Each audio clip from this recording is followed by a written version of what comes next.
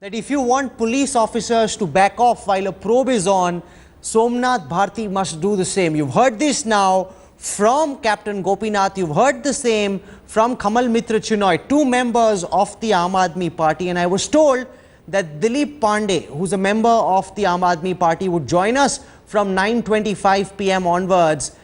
He's now saying he will not come. I simply cannot believe this.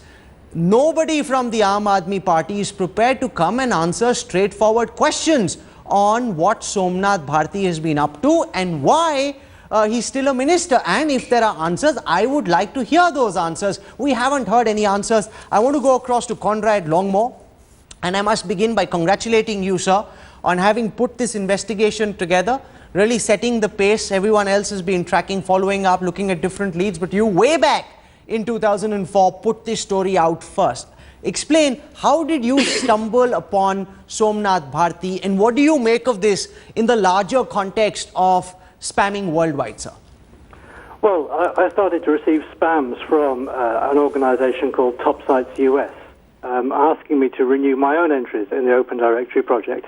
And I found out that quite a lot of other people were having the same problem with the same sort of spam emails. So I dug a little bit deeper in this, and I traced it back to a gentleman in the United States called Paul Aunger, who appeared to own the company, Topsites LLC, that was involved. But as time went on, the name Somnath Bharti kept cropping up. So his name crops up in all sorts of places, including the IP addresses where the sites were hosted and the email was being sent from, the who is details for some of the domains, and also the address. And it rapidly became quite obvious that there are at least two people involved in this operation, Mr. Aunger in the US and Mr. Bharti in India. And at the time, and this is 10 years ago, so spam has changed a little bit since then, it was a big issue for an awful lot of people who were very, very annoyed about the amount of spam that they were getting for this. And the spam reached such a level that Mr. Bharti earned a place in the Spam House top 200 list of spammers worldwide, which isn't the sort of thing that most people would aspire to, I think. Can you explain what you think, sir, of Somnath Bharti's defense? Somnath Bharti says in his defense that an associate, possibly Paul Aunger, misused my name. I have no idea about Topsites LLC, Media LLC, My Directory LLC. I don't know anything about these companies. They're registered in my name. I'm the administrator. I am the financier. I am the go-to person for all these companies. But I don't know what my associate was doing. Do you find that explanation plausible, Mr. Longmore?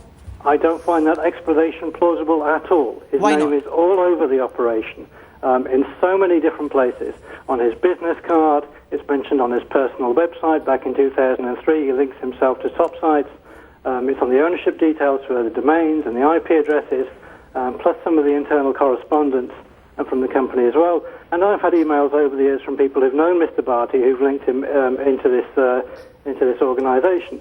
I find the claims to not know anything about it to be completely extraordinary.